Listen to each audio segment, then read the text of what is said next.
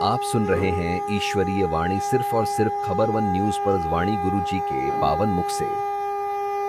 हमारे चैनल को अभी सब्सक्राइब करें, साथ ही अपने इष्ट मित्र और परिवार के सभी सदस्यों को शेयर करना न भूलें। त्वम शरणम। ब्रजेश। आइए सुनते हैं आज की ईश्वरीय वाणी। धीर्धैनम श्रवण पटे यतिवरा महावाक्य जनार्दन सच्चिदानंद त्वं शरणं ब्रजेश यादवेन्द्रं दयादाता पुंडरीक्षा क्षीरसागरशयनं कमलनयनं नमस्तुते नमामि श्रीहरि। धैर्य से जिसको धारण किया जाता है, कर्णपटुओं से जिनका पान किया जाता है, ऐसे सच्चिदानंद भगवान श्री यादवेंद्र सरकार को मैं नित्य ही चिंतन करता हूँ, नमन करता हूँ। जिनको नमन करने से मंगल आदि मंगल तो हो ही जाते हैं, साथ ही में बहुत बड़ा बल मिलता है मनुष्य। बोलो श्री यादवेंद्र सरकार की जय। कार्तिक मास परम गतिमाना, शरद रूप अमृत में जाना, साफ सफाई करे भगवाना और मंगल गान करे हनुमाना। रूप अखंड व्यापक गति पावा, राम राज भारत में आवा। श्री राम चले जंगल जंगल, कर दिया भारत में मंगल मंगल। लंका में किया दंगल दंगल, दंगल में हार गया रावण और जीत गए श्री रामचंद्र। सब शक्तिहीन हुई लंका, दुर्गा दुर्गति व्यापक जाना। लंकापति रावण हार गया, ये करके दिखाया भगवाना। भगवान शंकर कहते हैं, उमा जी आज पंचमी का दिन है, तो पंच तत्व की देह का क्या जग में एतबार। ना जाने किस समय को जावे स्वर्ग सिधार। क्षितिजल पावक गगन समीरा, पंच तत्व मिल बने शरीरा। ये साफ सफाई अभियान बैकुंठ से शुभारंभ होता है। मृत्युलोक और भारत में किसी भी युग में जिन आत्माओं का जन्म होता है, या तो वह अधर्म के लिए होता है या धर्म के लिए होता है। और कोई वस्तु नहीं इस जीवन के साथ, या तो धर्म आगे बढ़े या दानवता बढ़े। आज जब दानवता बढ़ती है तब धर्म की ग्लानि होती है, और तब मानवता का जब जब पतन होता है, अवतार हो जाते हैं। तो साफ सफाई करते राम जी, और कर्म प्रदान विश्व गति जान। कर्म प्रदान विश्व करी राखा, और जैसे कर्म वैसे फल चाखा।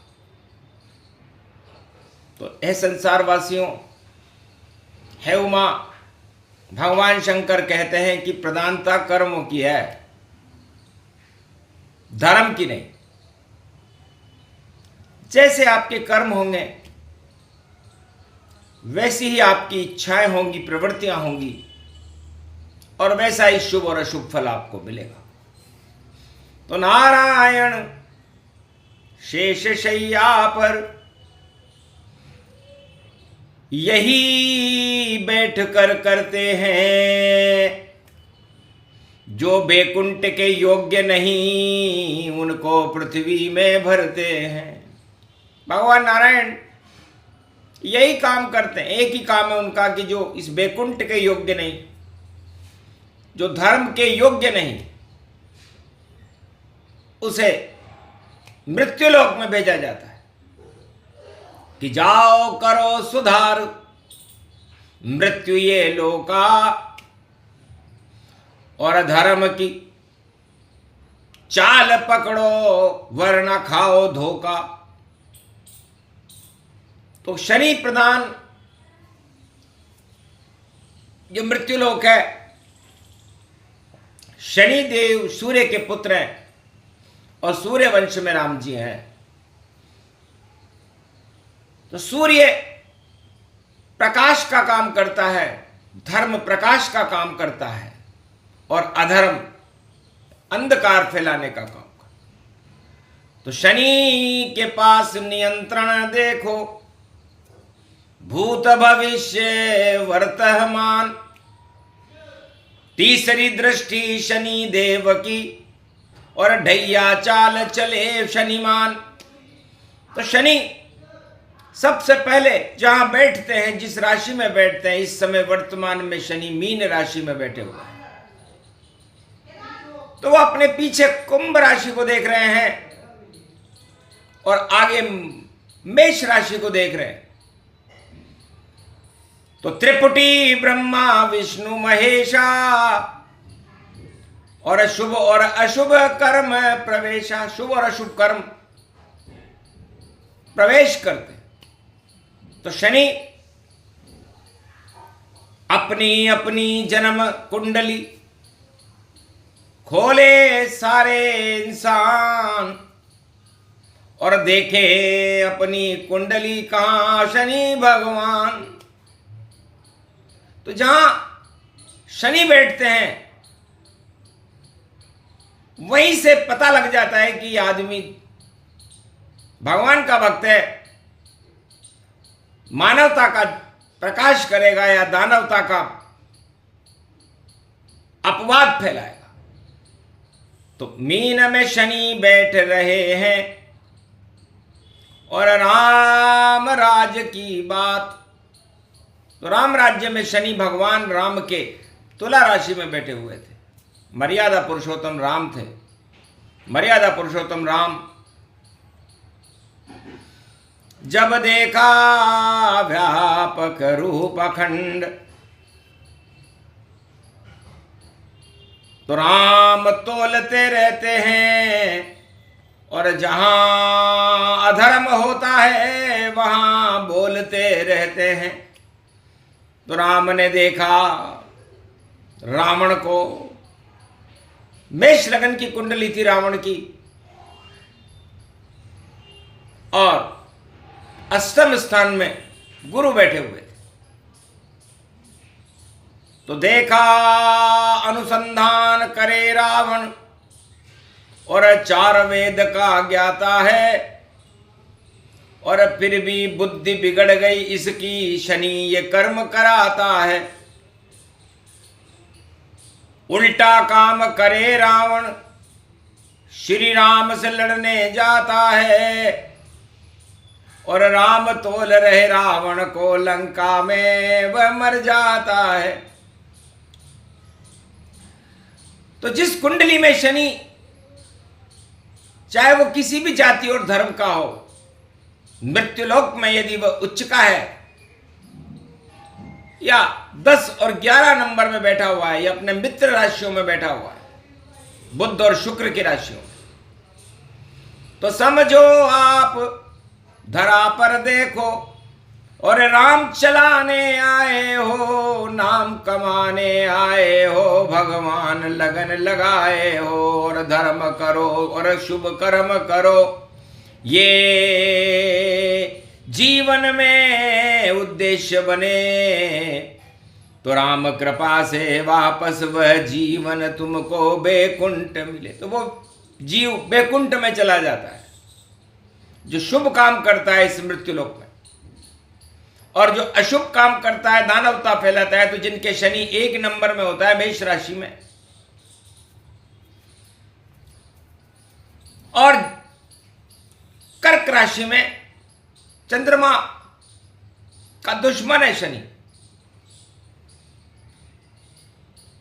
मंगल की राशि में हो तो समझ लेना चाहिए कि अधर्म फैलाने आई है और रावण नीति लाई है, और दानव जैसे काम करे ये कुंडली गर्भ प्रगटाई है।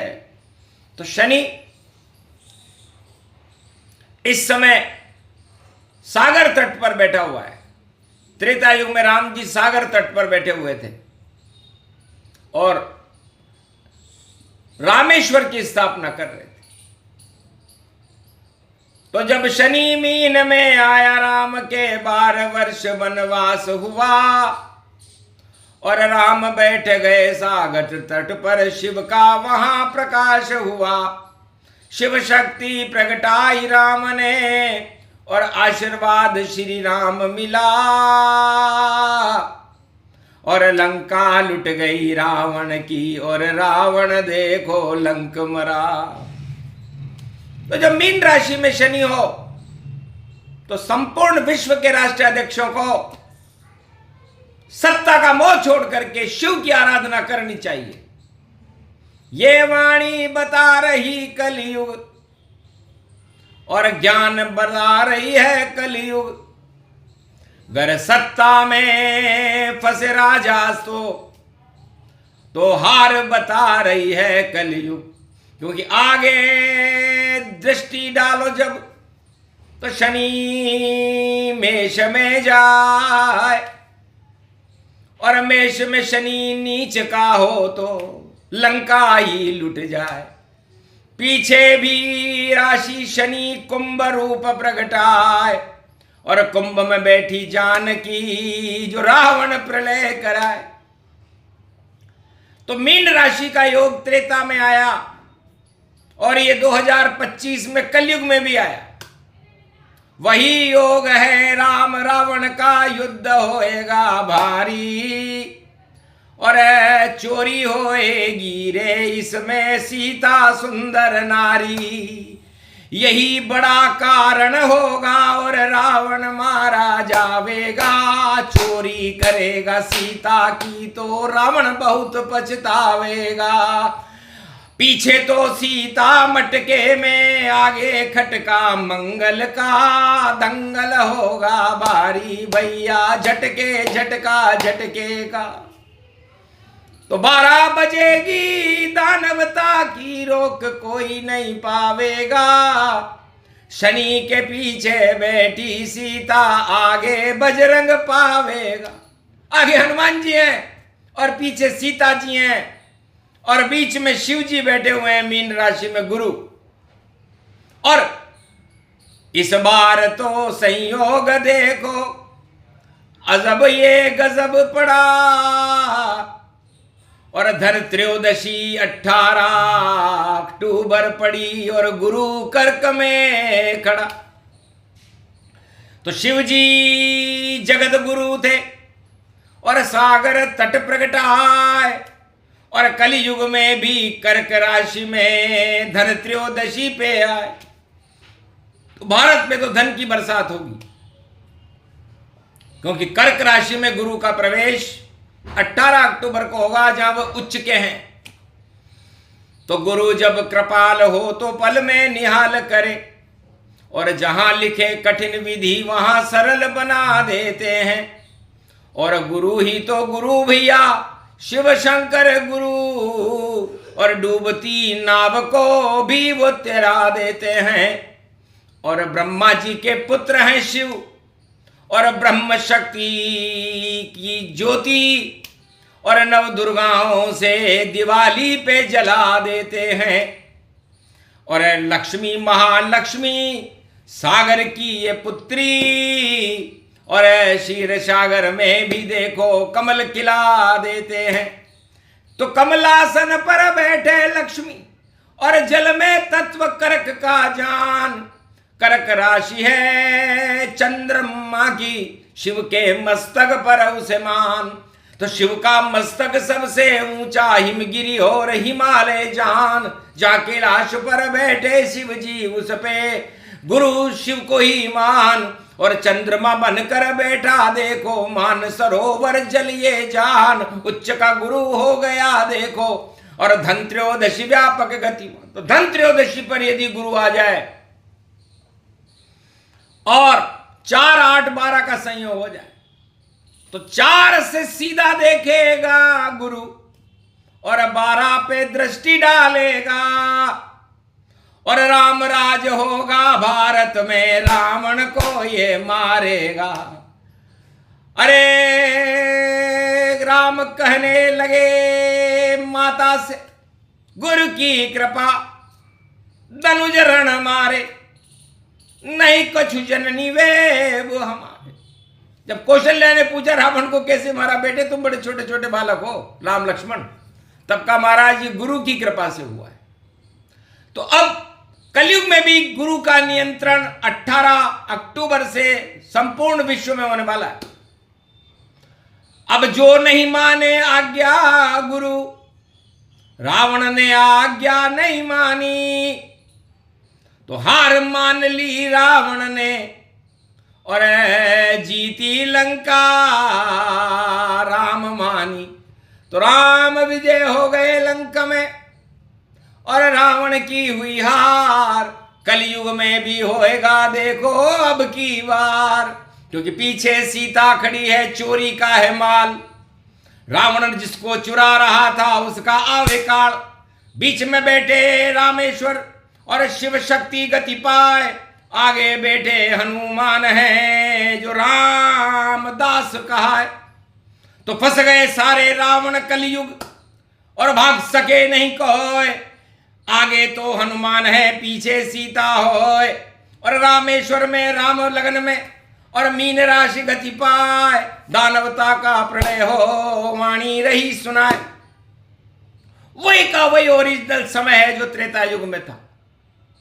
और 2-2 पड़े दिवाली रे भैया, और दिवाली पे मतभेद नहीं चाहिए।